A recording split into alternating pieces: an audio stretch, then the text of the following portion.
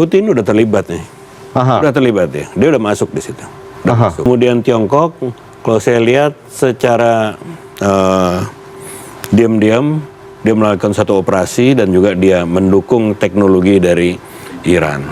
Lantas Pakistan ini berdasarkan informasi yang saya peroleh, ya, dia membackup Iran terutama pada saat serangan rudal pertama itu, 8 jam pertama di hari pertama serangan, itu sempat terjadi jamming di sistem informasi, sistem rudal dari Iran. Nah ini Pakistan yang dia membackup. Nah hanya Pakistan ini juga sebetulnya dia memiliki hubungan yang erat dengan Tiongkok. Karena sekarang udah menjadi sekutu erat dari Tiongkok, baik dalam hal bidang pertahanan maupun dalam platform implementasi One Belt One Road. Beberapa kapal perang atau kapal induk juga sudah mulai dikerahkan ke wilayah Mediteran. Persoalan di Palestina, di Gaza, ya, negara seperti Mesir, seperti Jordan, itu terlihat dia seperti Jordan, ya, kemudian Mesir, mana Mesir? Mesir ya dia ikut untuk bagaimana membendung dukungan-dukungan ke wilayah Gaza. Baru-baru aja ini sekarang kan sempat ramai perbatasan ditutup. Demikian juga pada awal-awal serangan Israel ke Iran, Jordan sempat terlibat untuk membantu mencegat rudal dari Iran menuju ke Israel. Kalau Israel menggunakan pemusnahan massal, tentu ya Israel bisa lebih dan Iran.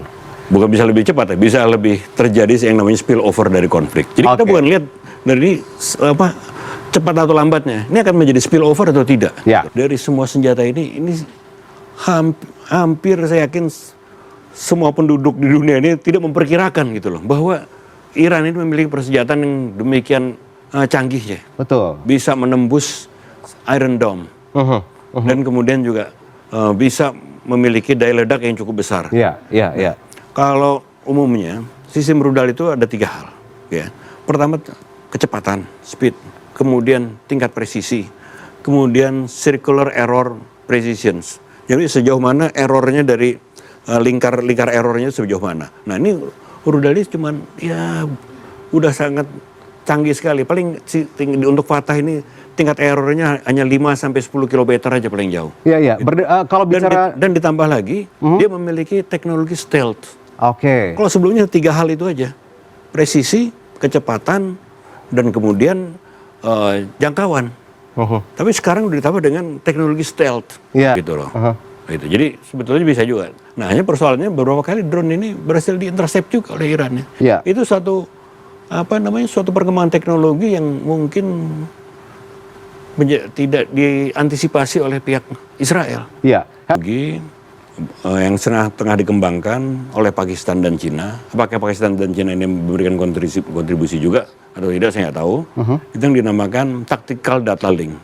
Tactical data link ini adalah bagaimana antara alutsista, antara platform yang berbeda itu bisa saling terkoneksi dan bisa menjadi sistem yang interoperability antara platform militer yang berbeda, baik asal negara maupun jenis alutsista yang berbeda. Ini satu hal yang tengah dikembangkan. Ini oleh Pakistan dan Cina. Itu yang terjadi sewaktu Pakistan ini berhasil merontokkan Rafale milik Prancis, Rafale India yang merupakan itu alutsista asal Prancis gitu. Ini saya curiga kayaknya ada teknologi seperti itu. Sistem pertahanan yang terdesentralisasi. Jadi IRGC ini, Garda Republik Iran ini, dia juga terdesentralisasi di tiap-tiap provinsi. Jadi relatif hampir tidak ada kesenjangan antara kekuatan senjata yang di pusat maupun yang di daerah. Jadi di tiap provinsi juga mereka dilengkapi. Dan mereka si komandan-komandan itu memiliki otoritas yang cukup otonom dalam mengoperasikan si alutsista tersebut. Jadi keputusan lebih cepat diambil. Jadi ini juga bukan persoalan. Jadi masalah mekanisme organisasi di dalam tubuh militer di Iran juga. Bagaimana mereka bisa mengantisipasi secara cepat. Di samping tentu dukungan teknologi.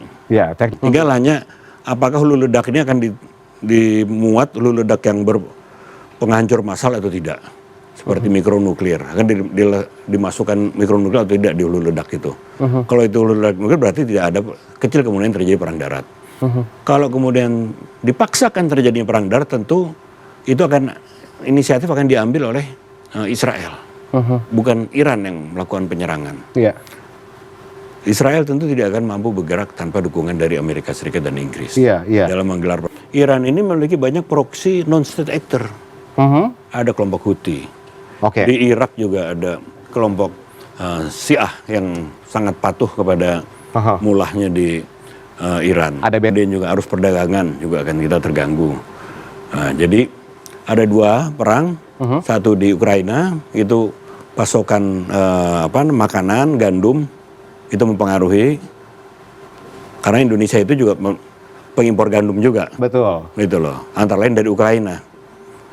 Kemudian bahan bakar, ya kita akan terpengaruh juga. Jadi kita terpengaruh yang secara langsung itu dari sisi energi dan dari sisi pangan. Wow. Sementara program ketahanan pangan baru mulai.